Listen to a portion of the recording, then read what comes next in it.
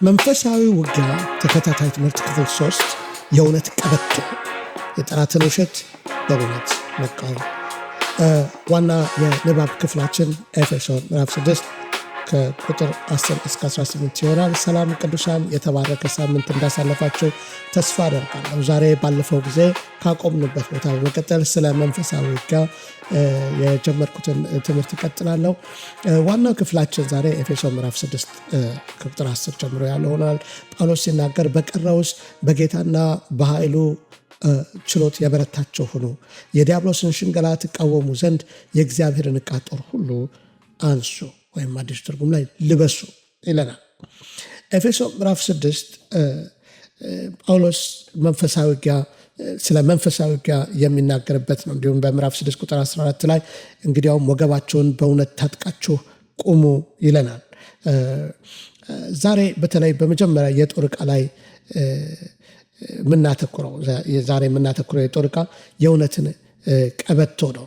ነገር ግን እሱን ከማየታችን በፊት የጳውሎስ የኤፌሶን መጽሐፍ አወቃቀሩን አመጣጡን እዚህ ከመድረሳችን በፊት ያለውን ትንሽ እንድንመለከት ወዳለሁ።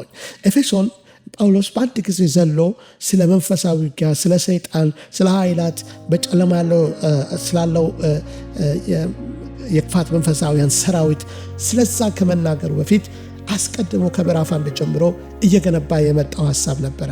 እሱ ምንድነው? ማንነታችንን እንድናቅ የሚረዳን በክርስቶስ የተደረግነውን እንድናቅ የሚረዳን ሐሳብ ነበር። ለምሳሌ በኤፌሶን ምዕራፍ 1 ቁጥር 3 ላይ ሲናገር በክርስቶስ በሰማያዊ ስፍራ በመንፈሳዊ በረከት ሁሉ የባረከን የጌታችን የኢየሱስ አምላክና አባት ይባረክ ብሎ ይጀምራል። ምንድነው እዚህ ጋር የምናየው? እንደተባረክን ገና ትባረካላችሁ አይደለም የሚለን፣ ወይ ምናልባት ትባረካላችሁ አይደለም፣ ተባርካችኋል ብሎ ይጀምርልናል። በሰማያዊ ስፍራ እግዚአብሔር በመንፈሳዊ በረከት ሁሉ የባረከን ብሎ እንደተባረክን ይነግረናል። ያ ብቻ አይደለም። ኤፌሶን ምዕራፍ 2 ቁጥር 8 ላይ ጸጋው በእምነት አድኗቸዋል፣ ይሄም የእግዚአብሔር ስጦታ ነው ይለናል። ማንም እንዳይመካ ከስራ አይደለም። በቃ ድናችኋል። የዳነው ደግሞ ከእግዚአብሔር ጸጋ የተነሳ የማይገባ ነፃ ስጦታ ማለት ነው። ጸጋ በዛ ነው የዳናችሁ እያለ ስፍራችንም የተቀመጥነው ምንም እንኳን በምድር ብንመላለስ በመንፈስ ግን በሰማያዊ ስፍራ ከክርስቶስ ኢየሱስ ጋር አስቀመጠን። እንግዲህ ውጊያ ለመዋጋት ወደ ውጊያ ከመሄዱ በፊት ሰው መቀመጥን ማወቅ አለበት፣ ማረፍን። ወደ 20ዎች ውስጥ ያለው አንድ ያነበብኩት ከብዙ ዓመት በፊት ያነበብኩት መጽሐፍ ነበረ። ሴት ዎክ ኤንድ ስታንድ የሚል ዋችመን መጽሐፍ ነው። በጣም የሚባረክ መጽሐፍ ነው። ኤፌሶን መጽሐፍን ከምዕራፍ 1 ጀምሮ እስከ ምዕራፍ 6 የሚተርክ ነውና ካገኛችሁ ታንበቡት፣ ይባርካችኋል። ዛሬ የምንናገረው ይሄንን መጀመሪያ ያረፈ ሰው ከምዕራፍ 1 እስከ ምዕራፍ 3 ሄዳችሁ ስታነቡ ማረፍን ነው የሚናገረው። በቃ በክርስቶስ የተደረግነው ነው። የአብርሃም በረከት ወራሾች መሆናችንን ገላትያ ላይ እንደሚነግረን እርግማኑ ሁሉ የተወገደልን ሰዎች መሆናችንን ይነግረናል። ከዛ ከምዕራፍ 4 እና ምዕራፍ 5 ወደ ምዕራፍ 6 ከመሄዳችን በፊት ሁለቱ ምዕራፍ ደግሞ ስለ ምልልሳችን ነው የሚነግረን። በክርስቶስ ኢየሱስ ያመንን ሰዎች በተጠራችሁበት መጠራት እንደሚገባ ትመላለሱ ዘንድ ይላል። ጥሪ አለን። መዳን ማረፍ ብቻ አይደለም፣ በቃ በፍቅር እንድንመላለስ ይነግረናል። የብርሃን ልጆች ናችሁና በብርሃን ተመላለሱ ይለናል ኤፌሶን 5:8 ላይ። በፍቅር ተመላለሱ ይለናል ኤፌሶን 5 ቁጥር 2 ላይ። እነዚህ በጣም ወደ መንፈሳዊ ውጊያ ከመግባቱ በፊት ሰው በጥላቻ በቂም ይቅር ሳይል በእንዲህ አይነት በምሬት እንደዚህ አይነት ሰው መንፈሳዊ ውጊያ ላይ በጠላት ፊት መጀመሪያ መቆም አይችልም። ምክንያቱም የእሱን ምግብ ይዘን ጠላት የሚመገበው እሱም ነው። ምግቡ እኮ ነው። ጥላቻ ምግቡ ነው። ይቅር አለ ማለት ምግቡ ነው።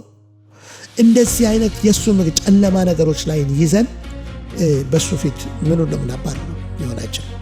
ስለዚህ ጳውሎስ እነዛን መሰረት ፋውንዴሽን ከመሰረተ በኋላ ወደ ምዕራፍ 6 ላይ ስንሄድ ስለ መቆም ይነግረናል። በጌታና በኃይሉ ችሎት የበረታቸው የዲያብሎስን ሽንገላ ትቃወሙ ዘንድ የእግዚአብሔርን ዕቃ ጦር ሁሉ ልበሱ አለ። ይሄ ሽንገላ የሚለው ምንድነው? ይሄ ትልቁ የእሱን ሽንገላ ማለት ምንድነው? በማታለል ማኒፕሌት በማድረግ በማጭበርበር በማስመሰል እውነቱን በመሸፋፈን ደብቆ በማቅረብ ነገሩን የተጎዳን አድርጎኛል ተቆርቋሪ በመምሰል ብቻ በተለያየ አይነት ቴክኒክ እሱ የሚፈልገውን ነገር እንድናደርግና እንድንሆንለት የሚጠቀምበት ስልት ነው። ምናልባት እንዲህ አይነት ስልት ሰው ሲጠቀም ካገኛችሁ ወይ በመንግስትም ደረጃ ሊሆን ይችላል፣ በማስፈራራት ይሄ ማኒፕሌት በማድረግ የሚደረጉ አሰራሮች ሁል ጊዜ በስተጀርባው የሰይጣንን ፕሬዘንስ ነው የሚጠሩት። ስለዚህ ጳውሎስ የሚነግረን አሁን የእግዚአብሔር ዕቃ ጦር ነው ያስፈለገው። እግዚአብሔር ዕቃ ጦር እግዚአብሔር አንሱ ያለን እግዚአብሔር በመጀመሪያ የማሸነፍን ህይወት ያሸናፊ የድል ህይወትን እንድንኖር ባይፈልግ ኖሮ የጦር ዕቃዎችንም አይሰጠንም ነበር። አሁን ግን ይሄንን የጦር ዕቃዎች ሰጥቶናል። ባለፈው ስንመለከት ነበረ የጦር ዕቃን ከሕዝቅያስን ታሪክ ሰናክሬም እንዴት በማስፈራራት መጥቶ በኋላ ሕዝቅያስ በእግዚአብሔር ፊት ጸሎቱን አፈሰሰ፣ የእምነትን ጋሻ አነሳ ልበለው። ከዛ ደግሞ በኢሳይያስ በኩል መልእክት መጣለት፣ የጽዮን ልጅ ናቀች አንገቷንም ነቀነቀች በሚለው ከዛ ያንን የተነገረውን ቃል የመንፈስ ሰይፍ አድርገው ሲጠቀሙበት ያንን አስደናቂ የሆነ መንፈሳዊ ውጊያ ባለፈው በክፍል 2 ላይ ተመልክተን ነበር። ዛሬ የእውነት ቀበቶን ነው የምንመለከተው። ጳውሎስ የጠቀሰው እሱ ነው። እንግዲህ ወገባችሁን በእውነት ታጥቃችሁ ይላል። መቼም ቀበቶ የምናረግ ሰዎች እናውቀዋለን። ሱሪውን በስርዓት በቦታው ከጭ አድርጎ የሚያቆመው ቀበቶ ነው። ወይም ድሮ ጊዜ መታጠቂያ የሚሉት ነገር ወገባቸውን ሁሉ ጠንከር አድርጎ ይዝላቸዋል ወታደሮች ቀበቷቸውን ሲያደርጉ። ቀበቶ የእውነትን ወገባቸውን በእውነት ይለዋል። ይሄ ቀበቶ የተመሰለው በእውነት ነው። በእውነት መታጠቅ። ለምንድን ነው እውነትን እዚህ ጋር መጥቀስ ያስፈልገው ብንል ሰይጣን ውሸታም፣ ዮሐንስ 8:44 ላይ ምን ይላል? እውነት በእርሱ የለም፣ ውሸታምና የውሸት አባት ነው ይለዋል። የውሸት አባቱ ማን ነው? ሰይጣን። ውሸት ልጅየው፣ አባትየው እሱ ራሱ በውሸት ላይ የተመሰረተ ነው። ትልቁ መሳሪያው ደግሞ እሱ መዋሸት ነው። በመዋሸት ነው ሰዎችን ከእግዚአብሔር የሚለው። በኤደን ገነት እንደምናውቀው ታሪኩን ሄዋንን ሄዶ ጥያቄ ጠየቃት። በእውኑ እግዚአብሔር ከገነት ዛፍ ሁሉ አትብሉ ብሏልን? ጥያቄ ብሏልን እግዚአብሔር? እስኪ አንድ ነገር ልንገራቸው። ሰይጣን ሲጠይቅ ለጥፋት ነው የሚጠይቀው። ሰው ግን ሲጠይቅ እግዚአብሔር ብሏል እንደ በቃሉ ሲል እውነትን ለማረጋገጥ ነው፣ ለመጨበጥ ነው። ትክክለኛውን ነገር እውነተኛ መሰረት ላይ ለመተከል ነው የሚጠይቀው ሰው። ሁለቱም ጥያቄ አስፈላጊ ነው። ጥያቄው አስፈላጊ ነው። ግን በየትኛው መንፈሱ ነው የተጠየቀው የሚለው ነገር ነው ወሳኝ ነገር። በኋላ ሰይጣን አትሞቱም ማለት ፈጽሞ አትሞቱም፣ ትሞታላችሁ ብላችሁ ነበር እናንተ አትሞቱም። አቤት ያዘኝ ምንድን ነው የሚሉት? አዛኝ ቅቤ አንጓች የሚሉት ነገር ነው አይደለም? ሰይጣን በፍጹም ማዘን የታመነ ነው። በኋላ ሔዋን ያንን ቃል ሰምታ ይሄ ካውንተርፊት የሆነውን በማመን ሰይጣናን አትሞትም ሲላት ወስዳ ድልት ነው። ውሸታም የእውነት ቀበቷቸውን አላለው ከወገባቸው ላይ ጨዋታ ጀምሮ ማለት ነው። ከሰይጣን ጋር መጫወት የታጠቅነውን የእውነት ቀበቶ ነው ያላለው። ዛሬ እግዚአብሔር በእውኑ እንዲህ ብሏልን ብሎ መጠየቅ ተገቢ ነው። የቤሪያ ሰዎች መጽሐፍ ቅዱስ ላይ በዚህ ይታወቁ ነበረ። ጳውሎስ ያስተማረውን ስብከት ደብል ቼክ ያደረጉ ነበረ።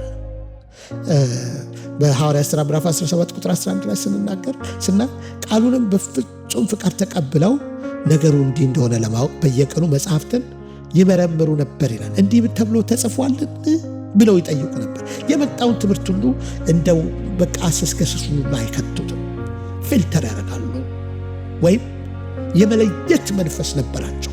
እሺ ወደ ቃሉ ስንመጣ ነው ይሄ ዲዘርንመንት ኦፍ ስፒሪት የሚባለው የመለየት መንፈስ በእኛ ላይ በትክክል የሚሰራው ወደ ቃሉ ስንገባ ነው። መንፈስን ይሄ የሚመረምረው ዲዘርን የምናደርግበት አንዱ ነገር ቃሉ ነው። እዚህ ነው ጳውሎስ ሲናገር በአንደኛ ተሰሎንቄ ራሱ ሲነግራቸው ምዕራፍ 5 ቁጥር 1 ላይ ሁሉን ፈትኑ መልካሙን ያዙ አለ። ሁሉን ከፈተኑ በኋላ መልካሙን መያዝ ግን የነሱ ኃላፊነት ነው። የት ነው እንዲህ ተብሎ የተጻፈው ብሎ መጠየቅ ጥሩ ነው። ከዛ ያንን ቃል አይተን ደግሞ ነገራቸው። ምንጊዜም ሰይጣን ለምን ከመጽሐፍ ቅዱስ አይጠቅስም? በእርግጥ እሱ ያንን ይዞ ነው የሚመጣው። ኢየሱስም ጋር ሲመጣ እንዲህ ተብሎ ተጽፏል፣ መላእክት መጥተው እግርህ እንዳይሰናከል ይደግፈዋልና ራስህን ከዚህ ላይ ጣል፣ ፈጥፈጣ። ኢየሱስ ግን እንዲህ ደግሞ ተብሎ ተጽፏል፣ እግዚአብሔር አምላክን አትፈታተን። ያ በቃ ሰይጣን የጠቀሰው ጥቅስ ላይ የምትጠቅሱት ቃል እግዚአብሔር ይስጣችሁ። የጠቀሰው ጥቅስ ላይ ዛሬ ብዙ አሳች ሃይማኖቶች እውነተኛንን ብለው የቆሙ ሁሉ የሚጠቅሱት ቃል አለ። መጽሐፍ ቅዱስን ይዘው ይነሳሉ። መጽሐፍ ቅዱስን ሰው ይዞ ስለመጣ ትክክል ነው የተናገረውና ያስተማረው ምንልበት አይደለም። ከበስተጀርባ ያለው መንፈስ ማን ነው ብሎ መጠየቅ ተገቢ ነው። ሁል ጊዜ ከእግዚአብሔር ጋር የሆነ ሰው ነው የሰው ወይስ ደግሞ ገልበጥ ብሎ ደግሞ ወደ ሌላ ይሄዳል? ከእግዚአብሔር ውጭ ጠይቁ። በጭፍን አንከተልም።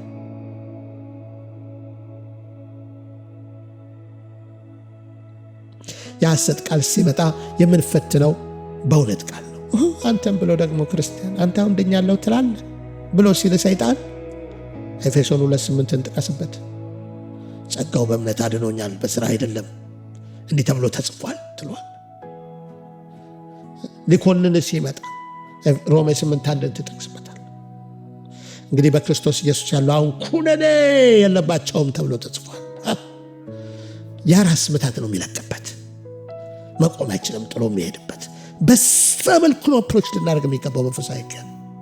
ያን ጊዜ ቀበታችሁን ጠበቅ እያደረጋችሁ ነው ወንድሞቼ እህቶቼ።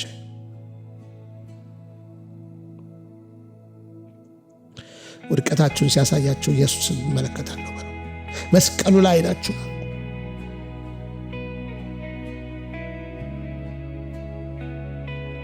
የዛን ጊዜ ጥሎ ይሸሻል። እውነትን የምናገኛቸው 3 መንገዶች አሉ። የመጀመሪያው ኢየሱስ ራሱ እውነት ነው። እኔ እውነትም ሕይወትም መንገድም ነኝ ብሎ ዮሐንስ 14:6 ላይ ነገረ። ሁለተኛ የተጻፈው ቃል ይሄ ስክሪፕቸር የምንለው መጽሐፍ ቅዱስ የእግዚአብሔር ቃል እውነት ነው። እውነት ሶርሳችን እሱ። ሶስተኛ መንፈስ ቅዱስ የእውነት መንፈስ ተብሏል። መንፈስ ቅዱስ ይናገራል፣ በህልም በራእይ ይናገራል፣ በትንቢት ይናገራቸዋል። መንፈስ ቅዱስ ነው የተናገረው አይደለም የሚለው። መንፈስ ቅዱስ ከቃሉ የተቃረነ ነገር፣ ከቃሉ የተሳሳተ ሀሳብን አይናገርም። በዛው መስመር ነውና የሚሄደው። ቃሉንም ኢየሱስንም የሚቃወም መንፈስ አይደለም መንፈስ ቅዱስ። ኢየሱስ እውነቱን የሚገልጥልን ስለ ኢየሱስ ነው የሚነግረን መንፈስ ቅዱስ።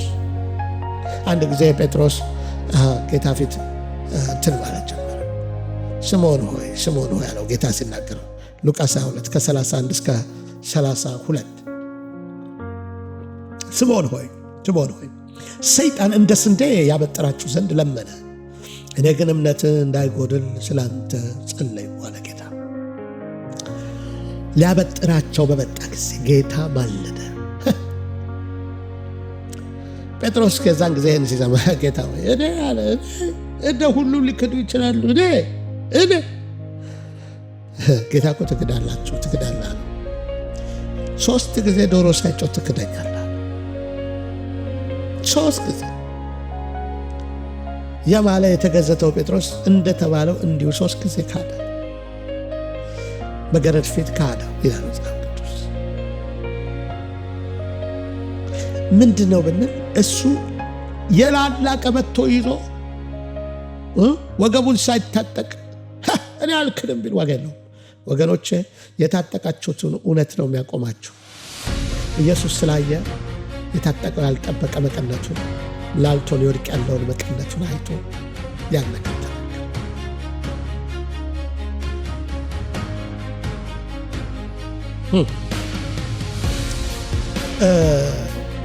ስለዚህ ጌታ ሲናገር የተገባው ምንድን ነበር? ጴጥሮስ ጌታ ሆይ እርዳኝ፣ እንደዚህ እንዳይሆን ጸጋህን ስጠኝ እንዲህ ቢል ይሻለው ነበር። ግን በራሱ ትምክት ኢሞሽናሊ፣ አንዳንድ ጊዜ ኢሞሽናል ክርስቲያኒቲ ያለ እኮ በቃ ኢሞሽናሊ ሰው ሪል ግን ዲፕሊ ስትገቡ የታጠቀው ነገር የለም። ሰውየው እንዲሁ ስሜታዊ ብቻ በስሜት መነዳት አለ ብዙ ጊዜ። ግን እውነት ነው የታጠቅነው፣ ገብቶን ነው። ጭንቀት ሲመጣም እንዲሁ እውነትን ታጥቃችሁ ተቀረጡ። ጌታ ሲናገር ማቴዎስ 6:25 ላይ ስለ ነፍሳችሁ አትጨነቁ አለ። የሰማይ ወፎችን ተመልከቱ፣ አይዘሩም በጎተራም አይከቱም አላቸው፣ ነገር ግን እግዚአብሔር ይመግባቸዋል። ሃሌሉያ። የምድር አበቦችን ተመልከቱ አለ። የሰማይ አባታችሁ ይመግባቸዋል፣ ያለብሳቸዋል። ማንም እንኳን ንጉሥ እንደነሱ የለበሰ የለም። ማቴዎስ 6:26 ላይ ሰማይ አባታችሁ እኛ አባት አለ። ስለዚህ አስቀድማችሁ እግዚአብሔርን መንግሥትና ጽድቁን ፈልጉ፣ ከዛ ሁሉ ይጨመርላችኋል። ማቴዎስ 6:33 ህይወት ብዙ ጭንቀት የሚመጣበት ጊዜ አለ። የቤት ክፍያ ኪራይ፣ ሞርጌጃችሁ፣ የመኪና ክፍያችሁ፣ የትምህርት ቤት ክፍያ፣ የኑሮ ወጪ፣ የልጆች ፍላጎት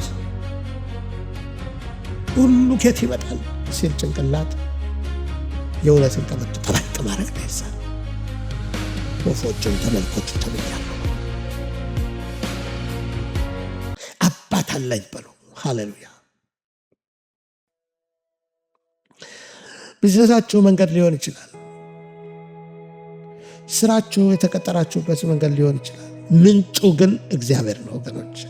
የገቢ ምንጫችሁ፣ የኢኮኖሚ ዋልታችሁ እግዚአብሔር ነው። አምላኬም የሚያስፈልጋችሁን ሁሉ በክርስቶስ ኢየሱስ ይሙላባችኋል። ፊልጵስዩስ 4:19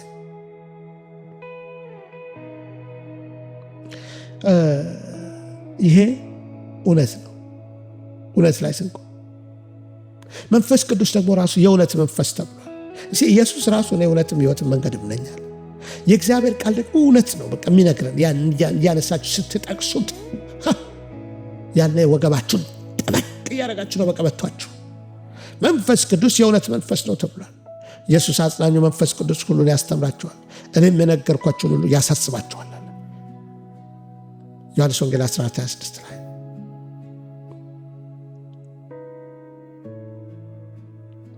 የእውነት መንፈስ በመጣ ጊዜ ወደ እውነት ሁሉ ይመራችኋል አለ።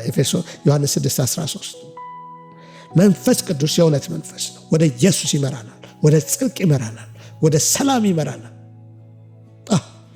መንፈስ ቅዱስ መንፈስ ቅዱስ ያንተን አብሮነት እሻለው፣ ሁሌም አትለየኝ፣ በመልካሙ መንገድ ምራኝ። ይመራል የተባለው ሁላችንንም ወደ እውነት ይህ የክብር መንፈስ መንፈስ ቅዱስ እኮ ነው።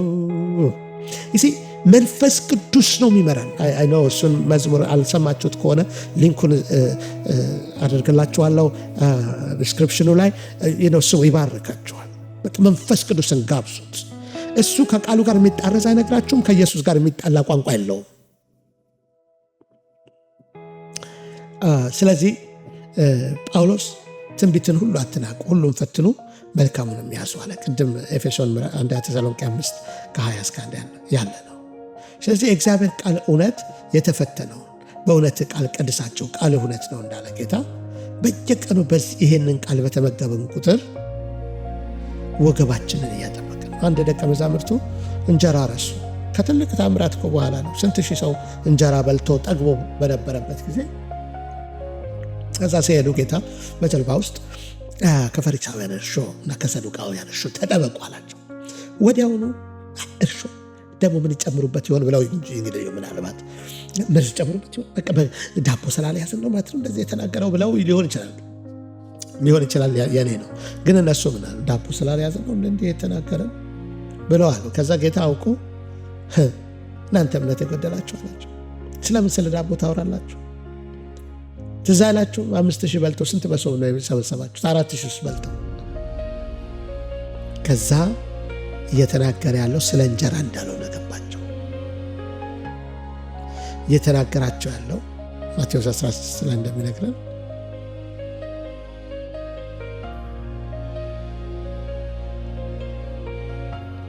ሌላ ነገር ነበር የሚነግራቸው።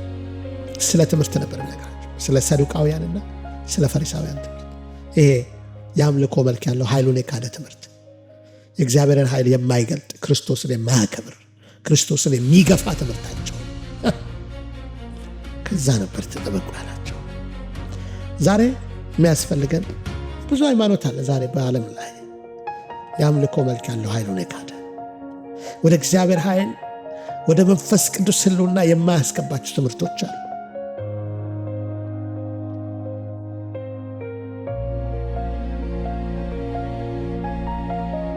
እውነት ከሌለበት ከሃይማኖታዊ አስተምሮት ተጠንቀቁ። ይሄ በጣም አስፈላጊ ቃል ማርቆስ 7:13 ላይ በሰጣችሁት ወግ የእግዚአብሔርን ቃል ከንቱ ታደርጋላችሁ አላቸው። ወጋችሁን ለመጠበቅ ስትሉ የእግዚአብሔርን ቃል ከንቱ ታደርጋላችሁ። ለሁለተኛ ጢሞቴዎስ 3:5 ላይ ጳውሎስ ለጢሞቴዎስ ሲጽፍለት የእግዚአብሔርን ፍርሃት መልክ አላቸው፣ የአምልኮ መልክ አላቸው ማለት የመፍትሄ ኃይሉን ግን ይክዳሉ ይላል። እኛ ሰውን ሃይማኖተኞች ብቻ የሚያስመስል ክርስትና አያስፈልገንም። የሚለውጥ እውነት ነው የሚያስፈልገን። እውነትንም አርነት የሚያወጣ እውነትን ታውቃላችሁ እሱም አርነት ያወጣችኋል እንዳለ ጌታ አርነት የሚያወጣንን ትምህርት እውነትን የሚያውቅ የሚያምን የሚኖርና የሚናገር አማኝ ለጨለማ መንግስት አደገኛ ነው። ወገኖቼ ቀበቶችን አጥብቀን እንቆይ። ዛሬ ምን ውሸት ነው እያመንና ምን ውሸት ነው በእኛ ላይ እየሰለጠነ ያለ? ቀበቶችን ጠብቋል ወይስ ላልቷል?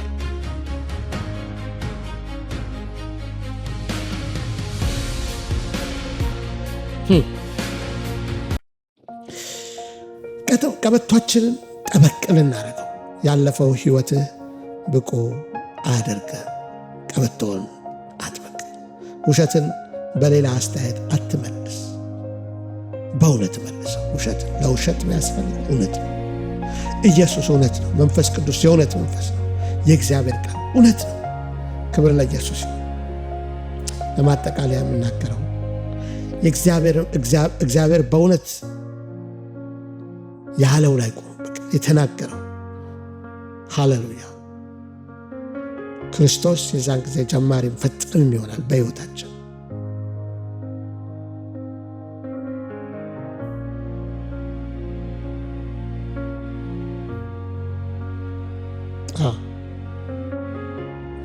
ስለዚህ ቁሙ አለ፣ ተመላለሱ አለ። ክብር ለኢየሱስ ይሁን። መቆም ላይ ሆነን ጠላት ለሚያመጣ ሁሉ ክርስቶስ በሰጠን እውነት ላይ ልንቆም ይገባል። ዛሬ ምናልባት ይህንን ጌታ የሕይወታችን አዳኝና ጌታ አድርገን ያልተቀበልን ብንሆን ዛሬ የመጀመሪያው በቃ ኢየሱስ እውነት የተባለው እሱ እውነት የሆነውን እሱን በመቀበል ከሰይጣን መንግስቱ ውጡ። ራስ ምታቱ ለመሆን በእጄ ናቸው አይበል። ከዚህ በኋላ ይህንን ጸሎት በመጸለይ ኢየሱስን ወደ ሕይወታችሁ ታስገቡ ትችላላችሁ። ከኔ ጋር በሉ። ጌታ ኢየሱስ ና ወደ ሕይወቴ ግባ፣ ባፈሰስከውም ደም ኃጢአቴን ሁሉ ጠብልኝ። የሕይወቴ ጌታና ዳኛ አድርጌ እቀበልሃል። ማንኛውንም የጠላት አሰራር ከሕይወቴ ላይ በኢየሱስ ስም የተወገደ ይሁን። ዛሬ ቃልህን ስላሰማኝ ዛሬ አርፋለሁ፣ እቀመጣለሁ። በአንተ በመዳኔ ላይ አርፋለሁ፣ በጸጋህ ላይ አርፋለሁ። ስላዳንከኝ አንተ ስላረከኝ እግዚአብሔር አባቴ ሆይ በኢየሱስ ስም አመሰግናለሁ። አሜን። ይህን ጸሎት ጸልያችሁ ከሆነ በእውነት ጌታ ወደ ውስጣችሁ ገብቷል። አባቶ ይህንን ቃልን የሰሙትን እህቶችንና ወንድሞችን ሁሉ እንድትባርክ በኢየሱስ ስም ጸልያለሁ። በክርስቶስ ላይ አርፈው በመንፈስ በመመላለስ ደግሞ በጠላት ሁሉ ፊት ለመቃወም የሚችሉበትን የጦር ዕቃ በማንሳት መንፈሳውን ውጊያ ቆመው ይቋቋሙና ይዋጉት ዘንድ ድላቸውን አስከብረው ይኖሩ ዘንድ በኢየሱስ ስም ጸልያለሁ። የታመሙ እህቶችን ወንድሞችን ሁሉ እንድትፈውስ እጅ እንድትመጣ እንድትዳስሳቸው በኢየሱስ ስም ጸልያለሁ። ማንኛውም የጠላት አሰራር፣ የጨለማ የክፉ አሰራር ሁሉ በኢየሱስ ክርስቶስ ስም የፈራረሰ ይሁን። ስለሰጠን ጊዜ ሁሉ እናመሰግናለን። ሳምንቱ ለልጆች ሁሉ የበረከት ሳምንት፣ ለቤተሰቡ ሁሉ ያንተ እጅ ከእያንዳንዱ ጋር እንድትሆን ጸልያለሁ። እና አገልግሎት የሚደግፉትን ሁሉ ደግሞ አንተ አብዝተህ እንድትባርካቸው በጌታ በኢየሱስ ስም ጸልያለሁ። አሜን። ወገኖች እግዚአብሔር ባርካቸው። ምናልባት ላይክ ሰብስክራይብ ካላረጋችሁ ላይክ ሰብስክራይብ ታደርጉ ዘንድ አደራ እላችኋለሁ። ለሌሎችም ሼር በማድረግ ይህንን አገልግሎት ለብዙዎች እንዲደርስ ታደርጉ ዘንድ ፕሊዝ ላለሁኝ። እንዲሁም ደግሞ ይህን አገልግሎት የምትደግፉ በጸሎት በገንዘባችሁ ላመሰግናችሁ እወዳለሁ።